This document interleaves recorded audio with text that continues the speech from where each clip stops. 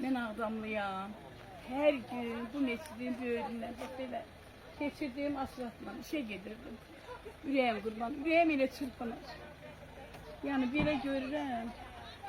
Bugün çok şükür ki torpaqlarımız azad olundu. Ay Emine bazı.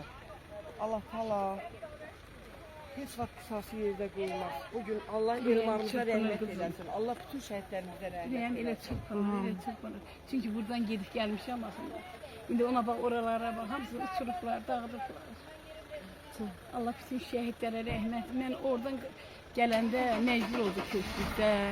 Mən nə bilərdim ki, mənim Elmar adında oğlum olacaq, torpaqlar alınacaq. Sən öldün. 67 yaşım var, Mingəçevirdə yaşayıram, tək-tənayam.